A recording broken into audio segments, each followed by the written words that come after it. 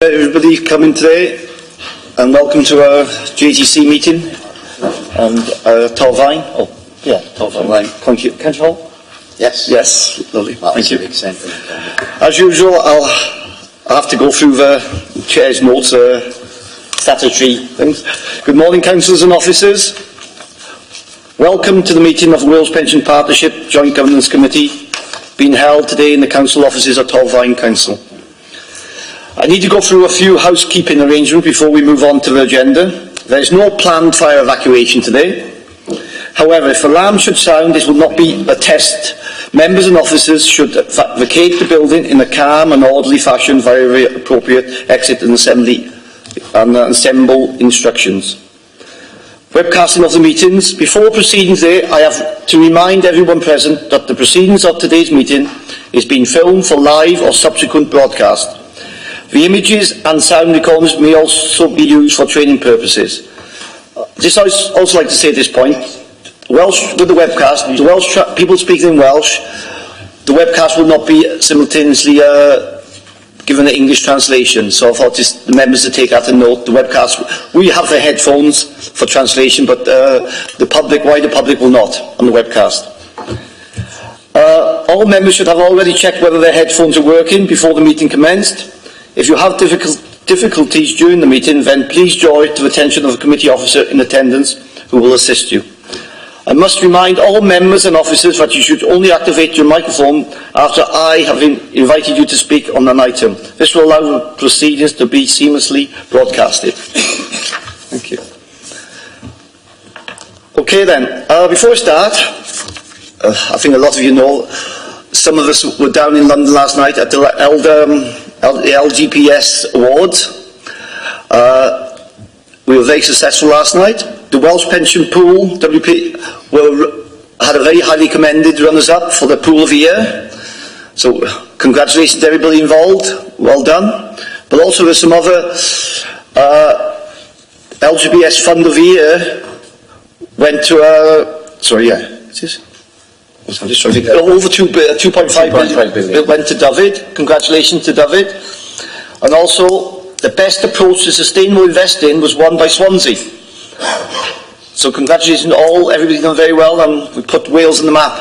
Well done, everybody. So please stay awake today. It was a late night last night. Okay then.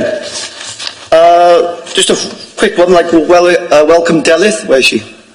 From Gwynedd. She's replaced Caroline. Welcome. Hope you enjoy your first meeting. I will go to the agenda now. Item number 1, apologies for absence. Is there any apologies? Jessica, you haven't received any? No. Okay, thank you. Okay. Declaration of personal interests. I think, is it the members of the pension funds, our own individual pension funds? Do we have to sign up? Linda, what's... Just make the declaration, Chair, but it's not a prejudicial interest under the Code of Conduct. Okay, thank you. So members will have to make this, do you have to indicate now or not? Yes. Could you just indicate whether you've got interest in the pension funds? A member of a pension fund? Okay, thank you very much. Chair, I think I'll also have to declare that my wife is a deferred member and that my son-in-law is a new member to the Great Gwent Pension Fund. Thank you, Glenn.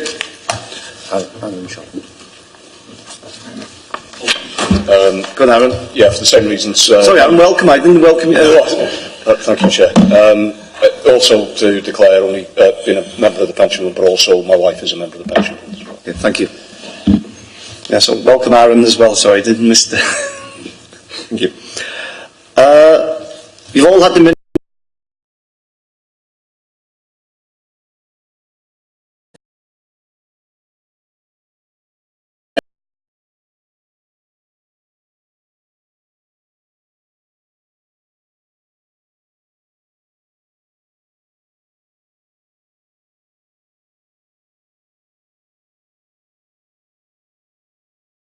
Okay, thank you, Anthony.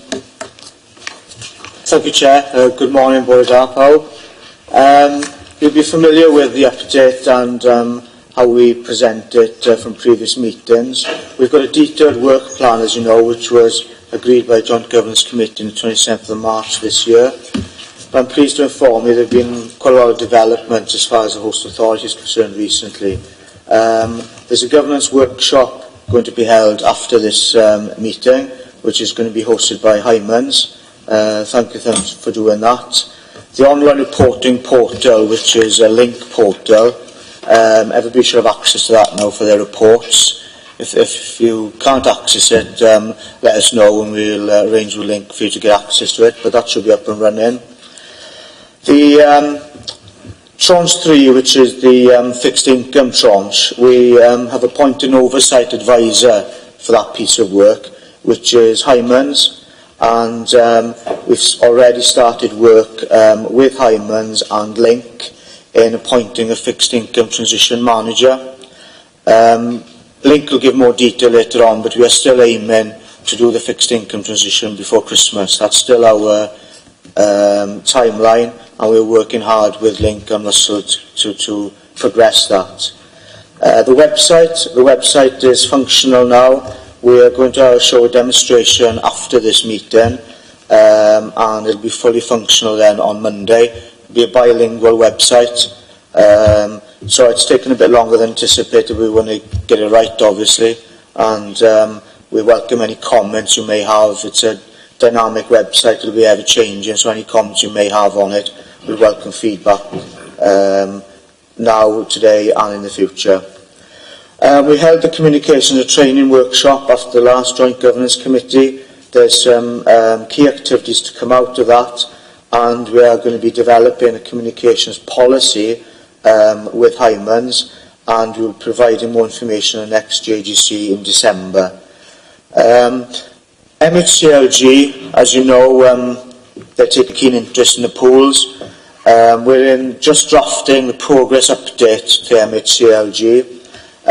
It includes areas such as the transitional assets at the pool level and at the member level, and costs and savings. We have nearly drafted it. It'll go out for circulation on Monday.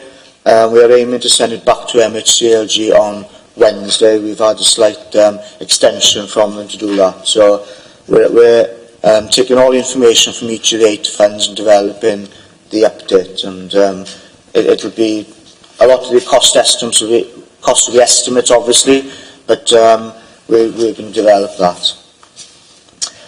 That's all that really I wanted to say specifically. We've got the work plan, which is attached to the document here, and we're reviewing that each quarter with Hymans, and that's another dynamic document which we're updating continually. So, thank you, Chair. Thank you, Anthony. Is there any questions? It's good to see the website going live after today. It'll be good. It'll help us a lot. I think I get a lot of inquiries, so it might just for people to do their searching online. Any questions? Mark. Thank you, Chair. Yeah, just to ask, with the website, will there be 2 channels, one for the public and one sort of back office for us to access other things? No, we discussed that. We haven't got a login facility, a separate one. What we are doing on the governance side, the Joint Governance Committee minutes and papers will be a link to the Commercial website. So all documents are relevant will be on it. All the sub-fund information will be on it, but there's no separate login facility, no. Any more questions? Okay then, thank you, Anthony. Would somebody move that we receive the update? Mark, seconder? Elwyn, thank you. Right, item number 5, audited manual return and audit report 2018-19. I think Chris of the Host Authority will present the audited annual return and audit report. Thank you, Chris. Thank you, Chair. Yes, just by way of a reminder, the unaudited report was presented to the meeting in June, 28th of June, and at that time we identified the need for the return to be presented before the 15th of September, which is the statutory deadline. So at the time, you delegated that authority for the host authority to take it to its own audit committee to actually seek approval to ensure that we actually complied with the accounts and audit regulations. This, therefore, is brought subsequent to that date to this committee just for your information purposes. At the moment, the WPP, the Joint Committee and the host function, the turnover is below 2.5 million, so this year we've been able to utilise the facility of an annual return over a full statement of accounts. I suspect next year we will have a full statement of accounts. Expenditure that's been incurred is 2.3 million in the year, and the 2.5 is the limit. So the return is really brought for information purposes. It has been approved and signed off by Carmarthenshire as the delegated authority. Next year, the time in the meetings, we anticipate to be able to bring it here for formal approval. And I can confirm that at the end of the report there is a full audit statement, and the Wales Audit Office came and presented that to the Audit Committee in Carmarthen last week. Thank you, Chair.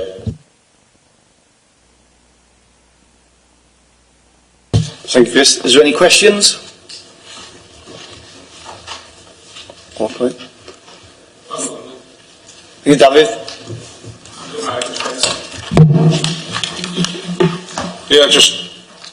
Mae'r argymelliad gen Anne-Marie Harkin ar ddiwedd yr adroddiad ar ran Adrian Compton yn sôn am argymhelliad i ni gytuno sut mae incwm gwariant asedau ymrwymiadau yn cael ei datgelu yn y cyfrifon.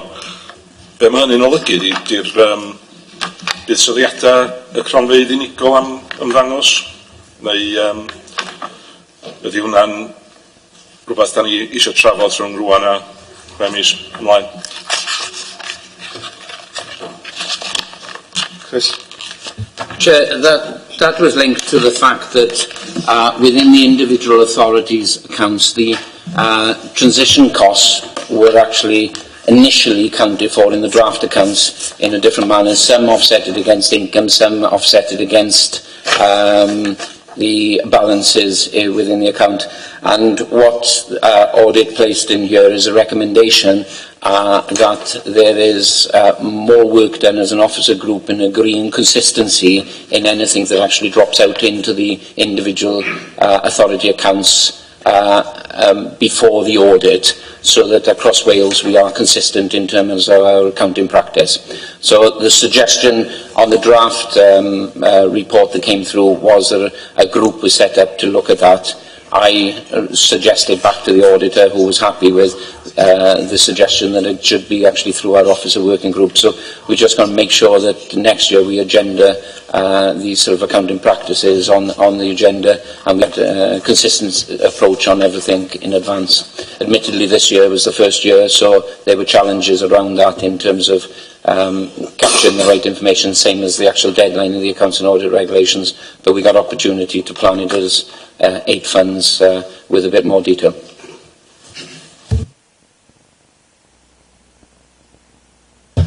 Any more questions? Okay then. Would somebody move that we receive the audited annual return and audit report for 2018-19? Somebody to move? Thank you, Chris. Seconder? Glenn? Oh, Clive. Thank you. Item number 6 on the agenda, responsible investment policy. I think, he's done there. Fraser Hope of the Hymans will present the responsible investment policy. Thank you, Fraser. Thank you, Chair. So today we're putting forward the WPP responsible investment policy in the hope of receiving final JGC approval. The policy sets out the WPP's policy on responsible investment of all asset classes invested within WPP. The policy has been developed in consultation with a number of bodies relevant to the WPP, including the JGC, the OWG and local committees at the constituent authorities. The WPP RI policy covers a number of topics, including WPP's ambitions and beliefs on the matter of RI policy, how its investment strategy will reflect their RI policies, and it has a number of other appendices and and points to raise in regards to climate change exclusions and how it is going to go about reporting on the matter of responsible investment. There's been a number of meetings held on this in regards to how this would be implemented. It has been run by the operator, and Russell Investment have been very helpful in consultation and informed us that it is fully implementable. In addition to this, the host authority has kindly made amendments to the work plan in order to account for a number of RI policies and issues raised in the document, which will need to be progressed over the next 12 to 18 months. Thank you, Teresa.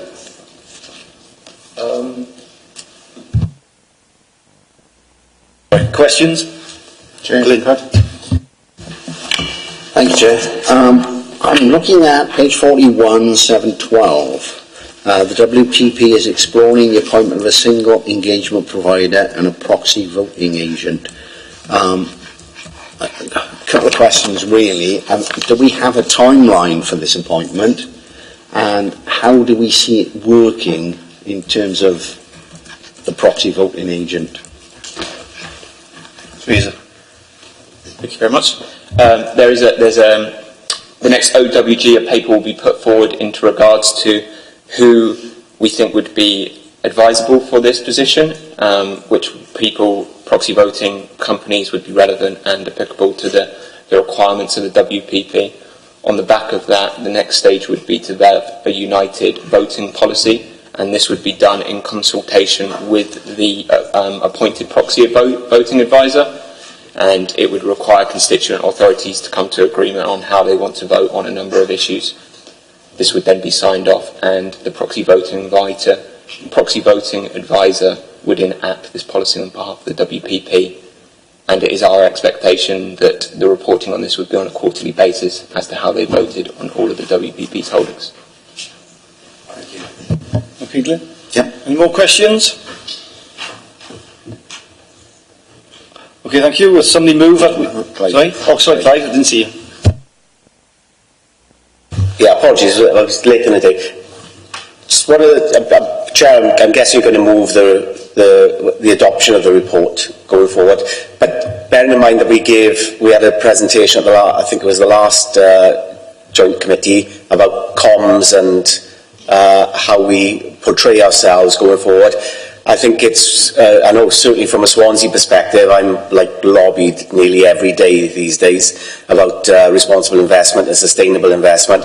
What are we planning in terms of communicating this going forward? Because I think it's important that it would help all of us as chairs to have that WPP common strategy in place, and as we develop this, accepting it today and develop it going forward, because it is going to be something that was going to be developed. So just a bit about how we're going to communicate this, really.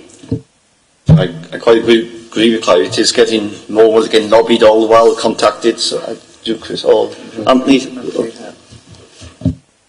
So we'll be putting it on the website first of all, and it'll be translated as well.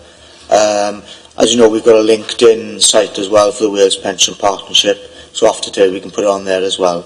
But we're anticipating everything is going to go on the website, and it'll be on the website. It'll be promoted then. So that's a step forward, first of all. And obviously, the communications plan will be developed by the next JGC as well. So I'll be part of that then as well. Sorry. Be some sort of press release about this going forward, because I think it's an important milestone for us as a Welsh Pension Partnership. And I think it's good news. It's a good story, and like I said, it will just help us as chairs if we're proactive. Accepting what you say, Anthony, no problem with that at all. But maybe a press release would be useful as well. Yeah, we'll develop that with our communications team in Command. Yeah, it's fine. I think after today's agreement, I think it is something that actually we could very much do. And, I would also comment, or actually, the pool has recently, through the host, been lobbied by the Friends of the Earth, and actually we met with them and we had a very good meeting with them where they accepted that we were on a journey and they could see the progress being made. The suggestion is that we possibly take that dialogue further through a future officers meeting with some sort of engagement there. So that is something else that's actually been going on in the background that may help. I quite agree, Clive, but it will help us considerably for all the chairs of different authorities. Like it's getting all the different groups contacting us. We have one in Powys at the moment, the Green Party, etc. We can the website and everything they call it. And the press release, I quite agree, will be. So I leave it in Chris and Anthony's hands to get a good press release out. So everybody happy with that? Yeah. Thank you. Any more questions? Yeah. John? Cymraeg? Dwi'n cytuno 100%. Mae hwn yn beth ni yn cael ymwynedd i ddweud llythyr ag ati, a dwi'n meddwl sy'n press release dros WPP fydd yn helpgar o dwi'n meddwl. Ac sy'n ni'n gallu dweud fod ni'n gweithio o Gwynedd rei drwad y fydd. Lle dwi'n cytuno'r cais.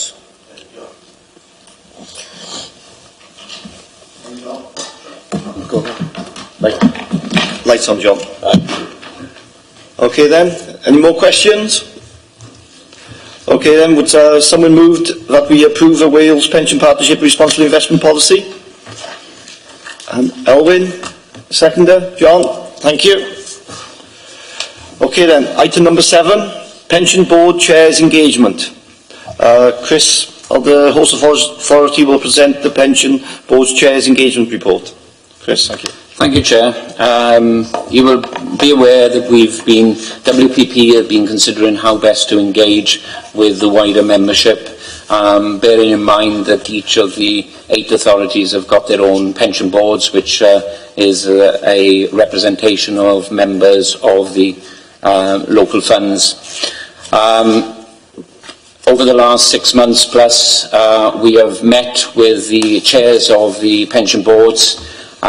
We invited Link and Russell along and basically gave them all the background detail to where we are with the WPP, the progress, the plan going forward, and we took that engagement through a half-day conference meeting session.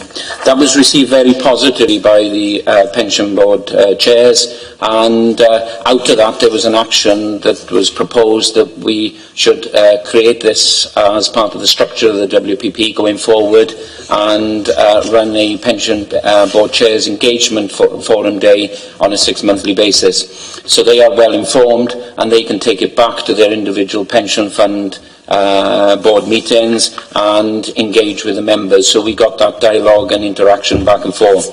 That came forward from the chairs or part of the discussion on that day. The commitment was that we'd take it through the JGC to actually seek approval, and that at the next time that we update our inter-authority agreement, we will incorporate it as standard sort of terms within that. So the proposal before you today is that we create as a formal engagement committee or day, meeting with those chairs on a 6-monthly basis, and we incorporate it into our governance structure as such in terms of going forward. You will notice that within the document it is actually that it's the pension board chair or representative, so it will always allow that a member of the individual committees is able to attend, and it will be at the discretion of that committee who actually does attend. So it seems a very constructive way going forward. It enhances our governance and interaction, and enhances our interaction with the members. Thank you, Chris. I think this is a very positive way forward, our relationship with the pension board, and I think it's excellent. Aaron. Thank you, Chair. I'm conscious this is my first meeting, so apologies if this is an issue that I'm going to raise that's been discussed before. So I apologise to the committee in advance. But at the recent Clwyd committee meeting, the issue around unionised scheme member representation was raised. and it's been raised since, and it's suggested that there is the guidance from the Scheme Advisory Board suggests that there should be some form of member representation, scheme member representation on this particular joint committee. So it was raised, and I'm certainly aware that from a clear perspective that the unionised scheme member representative provides a really positive and valued and constructive contribution to the Clwyd Pension Fund Committee, and therefore it's just a suggestion really and a question as to whether that would be considered for this particular committee. Apologise if that's a matter that's I'm going over old ground, but I've been asked to raise the matter, and I do agree with the point as well. Okay. Yeah, I was going to raise the same point in terms of, well, it touches on governance going forward, isn't it? And nothing wrong with the proposal about that Chris has outlined. But I've raised it previously, I think, and Aaron is right. You know, the advice from with what's going on with good governance and the good governance review. Those who were at Celtic Manor would have heard Roger Phillips, the chair of the Scheme Advisory Board, outlining their perspective and advice on member representation, on pension funds and pooling arrangements going forward. The experience seems to be that it's a very positive engagement. I think there's different options in terms of varying from observer type roles and non-voting capacities. That's open for discussion. But I think, you know, at some point we are going to be in a situation where we're going to have to discuss employee representation as part of good governance, and I think the sooner we have a debate around that, the better. Really, from my perspective, as I say, I have raised it before. I know that legally, I've been quoted that there's no voting rights from employee representation. But I think, from a good governance perspective, I think it's worth us having that discussion going forward about the contribution that employees can make to the pooling, the WPP and the Joint Governance Committee going forward. Mark? Thank you, Chair. Yeah, I have no problem with either unions or other members being non-voting, non-members, but being able to attend these meetings. Obviously, in the setup of the JGC, we specifically said it will only be political leadership. And this has been discussed in previous meetings. Obviously, those union members and other members are represented through the boards within each fund. And if we are going further at bringing those boards within this structure with these engagement days, I think that is heading towards more engagement for them. I think we'll bring Linda. Linda wants to come in here. Yes, thank you, Chair. Obviously, the membership of this Joint Governance Committee is set out in the Inter-Authority Agreement, and it clearly specifies that the membership is one elected member from each of the constituent authorities. So, obviously, there's nothing that prohibits you co-opting a member onto this board. I think it's likely to be a non-voting member, although that's something that I would need to look at closer. But the point is that this committee can't make any amendments to the Inter-Authority Agreement. So if you propose to bring a co-optee onto the board, then it'll have to go back to each of the constituent authorities for approval. Chris, come in on? No, I think generally sort of Linda's captured my concern around the Inter-Authority Agreement, and also the fact that although we're actually checking this through, my understanding is that legally under the legislation at the moment that in all probability they couldn't be a voting member anyway. I think the only thing that I would widen in terms of the conversation is that we've we've tried to build a strong relationship with the pension boards at the moment in terms of their relationship and their interaction with their own members, and it would be very good to see how that trials out first in terms of that interaction where the unions are represented on those pension boards, and they have certainly got the option initially through their own pension boards to be one of the representatives that comes along.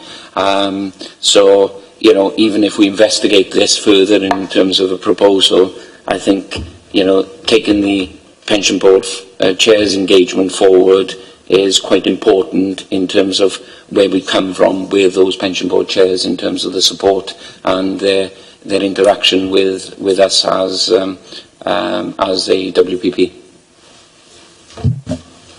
Sorry, just, yeah, Aaron and Clive, you're happy there? Or Jeff, do you want to come in? Jeff wants to come in. Do you want to come in, Jeff? No? Just for a point of clarification, Chair, officers will be aware that there's an ongoing piece of work that's been commissioned by the Scheme Advisory Board looking at good governance in local government pension schemes, and that's an ongoing piece of work. But to be clear, that the subsequent guidance that's going to produce is in respect of local committees, not joint committees in this regard. So, in terms of clear direction and guidance in relation to how a pool governing body will be constituted is very much in the air. However, the direction of travel and the feedback that we've had from our peers across the country is that there is a groundswell of opinion and desire from all stakeholders for greater member and other non-administrative authority employers to be represented on the committees of pension funds. Just an observation and a feedback, and quite pertinent. And I know John Wright of Hyman's, our appointed advisor, is advising and leading on that piece of work. So I don't know if John wants to chip in at this stage as well. Thank you, Jeff. Clive, do you want to just add? You had your hand up, Clive. Did you want to just come in then, or should we ask John from Hyman's? John's comments, yeah. and I may come back in. Okay, John. Yeah, thank you, Chair. Jeff is correct. The Good Governance Project is specifically about strengthening governance at local level, each administering authority, the way that the governance is run for each administering authority, rather than at pro level. And I think that SAB is still to make its final recommendations, but I think that will be explicit and clarified that it's about the local governance arrangements. It is true that in that process, I recognise what Jeff says, that there is a lot of authorities are leaning towards non-voting employer and member reps at local level, and there are mixed views on whether or not they should have voting rights. And to Chris Moore's point, as I understand it, at joint committee level, then it's legally, I think, that it would have to be non-voting. And then it's clear that it's for the elected members on the chairman in this committee to decide the pace at which you move and whether to this first step is it's clearly a good step in the right direction to see how that goes, but that's for the chairman to decide. Yeah, Chair, Clive? Yeah, I take the points that are being raised, and I think it probably is for us as individual committees to make the first step then in that case. But I would like to move that we, at some point in the future, maybe in the new year, that we have a report to look at progression on this, what the Scheme Advisory Board Good Governance output is, and then perhaps agenda it in the new year for it to revisit. Maybe in a January or February meeting, whenever we meet. So I'd like to formally move that, Chair, that we revisit it early in the new year, following Good Governance Survey, Scheme Advisory Board advice, and where we are in terms of our individual constituted pension funds. I think that's a good idea, Clive. Would the GDC be happy, members be happy to do that, bring in the new year? Also liaise with the pension board chairs to bring forward and discuss, and are we happy with that? Yeah. Okay, thank you. Any more questions?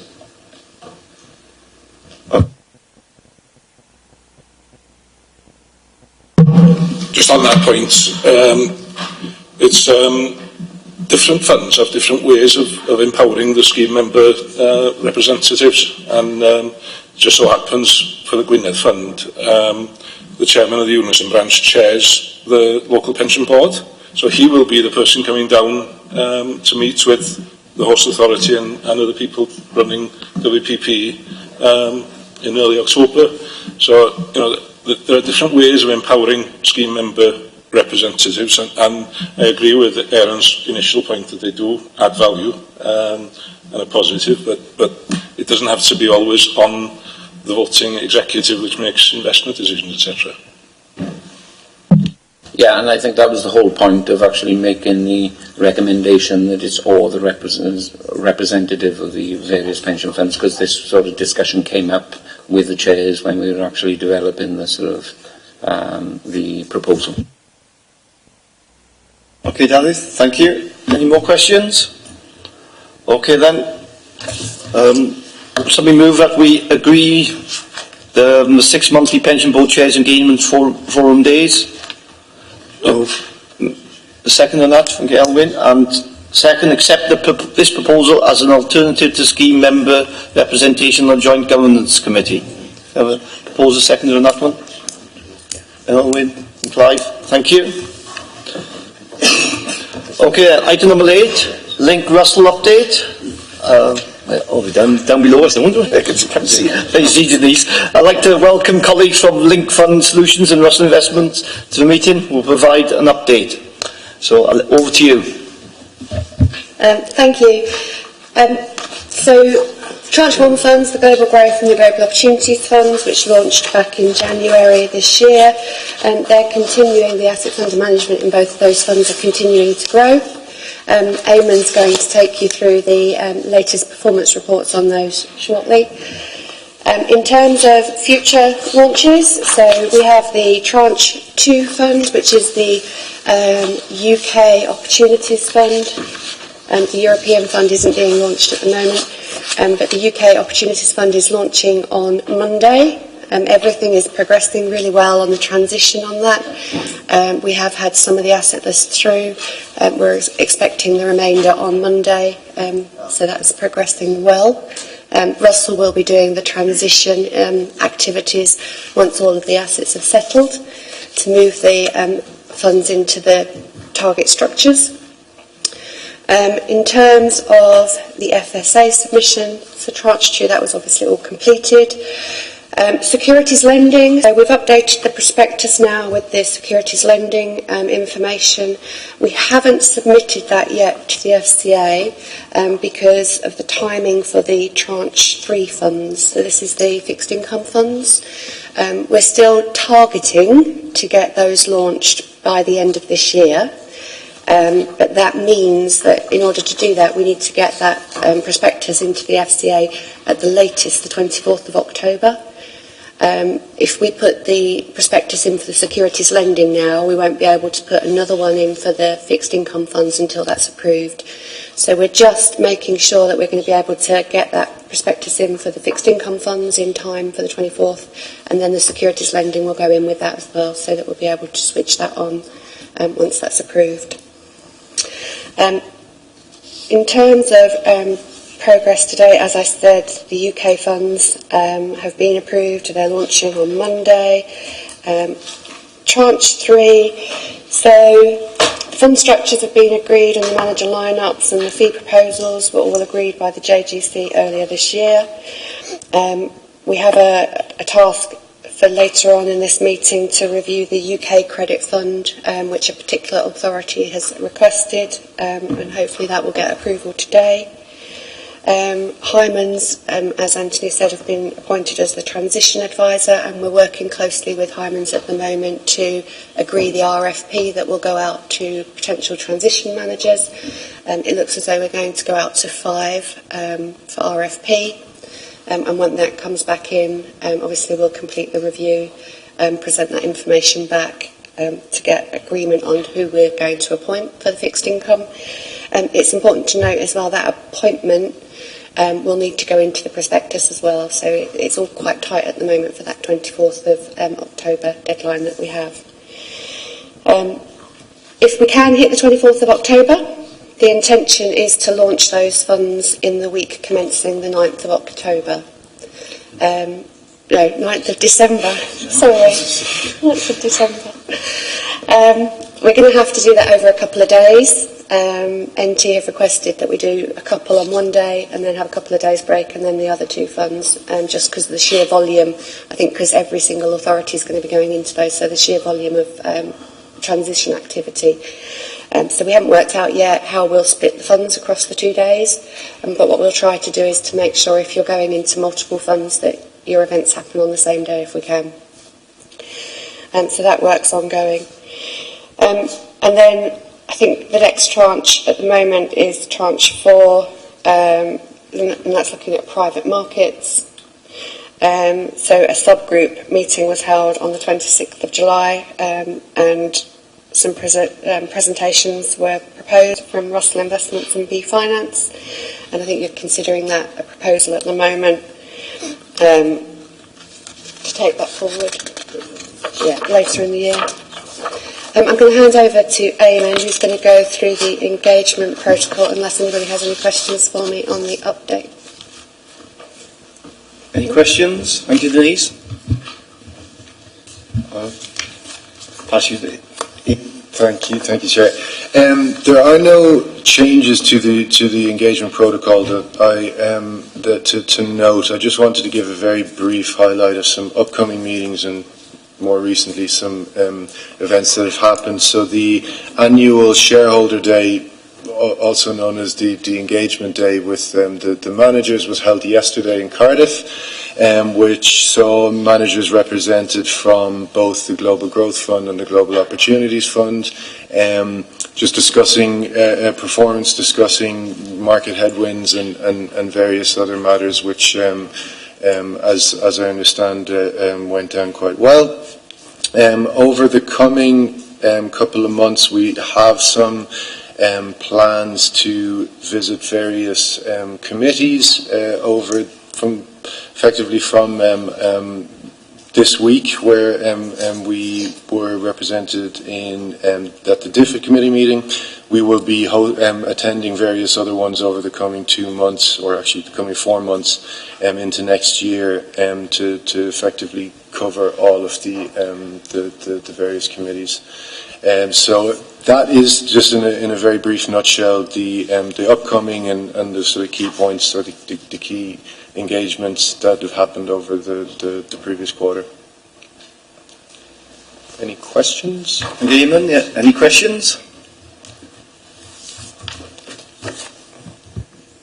Yes, just thank you for yesterday's Managed Engagements Day. Very informative. Thank you. Is anybody from else now speaking? Is Russell? Where do they go now? Is this Russell? Any more? Any updates? More Russell updates? Fashion? No. Okay. Thank you. No more questions. Any questions? No. We've asked. No commentary, Russell. Okay. Thank you. So thanks for the presentation. Somebody move to accept this presentation. Win. Seconder, please. Thank you, John. Okay, item number 9, performance reports as at the 30th of June 2019.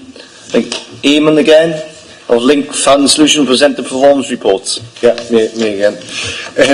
So just briefly, the growth over the quarter in terms of value of the funds for the global growth, which I'll focus on first, was just under 6%, moving from about just over the 2 billion mark to about 2.2 since the previous JGC. And for the Global Opportunities Fund, it was more than that, about just over a 7% increase from around 2 billion to about 2.1, just under 2 billion to about 2.1. So, we're seeing, as Denise indicated, some good growth over the period. In terms of performance, for the Global Growth Fund, the fund has slightly underperformed over the quarter, driven primarily by sort of a continual shift in spreads between growth and value stocks. The primary underperformer within the Global Growth Fund was Pzena, primarily just down to the type of strategy that they are, but overall in the strategy of the fund, they are still very much in our plans and in the general strategy of complementary strategy of how it all fits together. It's just been a difficult period for them. Moving on to the Global Opportunities Fund, they have seen sort of similar headwinds across, value, but overall the fund has outperformed over the period by a basis point. So slightly, better story in that regard. The reports themselves have more detail around, attribution and various market returns, but I think it's a bit too much detail for this forum. So if there are any questions on the performance reporting, I'm happy to take those. Any questions? Thank you. Glyn. Thank you, Chair. Just a bit of a quickie, really. How much of this performance can be put down to exchange rates?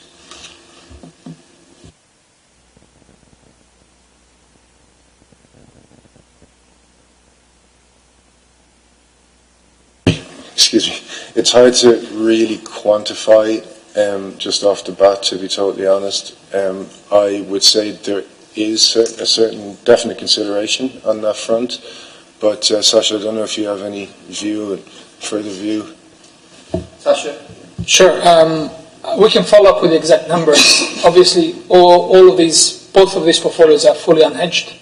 So any time sterling depreciates, it sort of works against you. So I get it. So we can follow up with some exact numbers as to how much it contributes to returns. Yeah. Thank you. Thanks, Sasha. Yeah. Oh. Sorry, Chair, are you content with actually what Sasha sort of relays back? We just circulate through to the members of this committee. Yeah. Maybe we happy with that?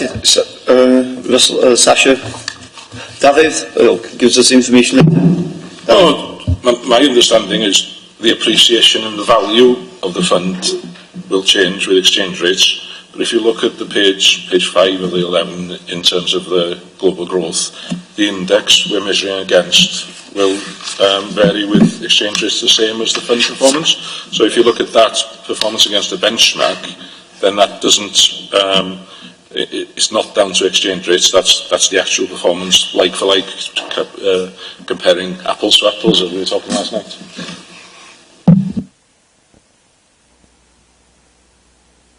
It's fairly detailed, but I agree with David. Relative performance versus benchmark shouldn't be affected too much by currency. Managers will have different positions from the benchmark itself, so there will be some currency effect.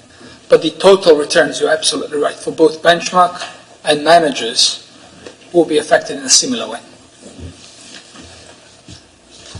Glyn? Yeah, I think what I was trying to get at there, and I appreciate what you're saying about the benchmark, but what I was looking at is overall returns. I mean, they are quite good returns. What is it, 5.9 and 7.1? What I'm trying to get at is, obviously, the fluctuation in the pound is going to affect that overall return. I'm just trying to get a gauge for whether that overall return can be expected, hoped for going forward. Well, thanks, Glyn, but as I said, we'll have the information. You're trying to get us information about... Okay. Any more questions? Well, thank you both, Lincoln and Russell. It's nice to have some positive news on the two funds. Like Sasha said, we'll have more information on the exchange, etc., the effect on the fund. So would somebody move that we receive the following performance reports on the two funds, Global Growth Fund and the Global Opportunities Fund? Mark, seconder? Elwyn, I keep seeing Elwyn in the corner of my eye all the while. Sorry, Elwyn. Okay, thank you very much. Okay then, item number 10. Oh, so, exclusion comes to part, exclusion of the public confidential part of the meeting. The report relating to the next item is not for publication as it contains exempt information as defined in paragraph 14 of part 4 of the Schedule 12A to the Local Government Act 1972 as amended by the Local Government Access to Information Variation Wales Order 2007. So could I have a proposal please? If you go into session, thank you. Do we need a second? Yeah, I need a second. Well, Yeah, yes, Elwyn did. Oh, Elwyn again. Well done, Elwyn. Thank you. Could I therefore ask the press and public and any other observers to leave the meeting? Thank you for attending. And the webcast will now conclude. Thank you, all any public who have been watching. I hope you've enjoyed it. Thank you.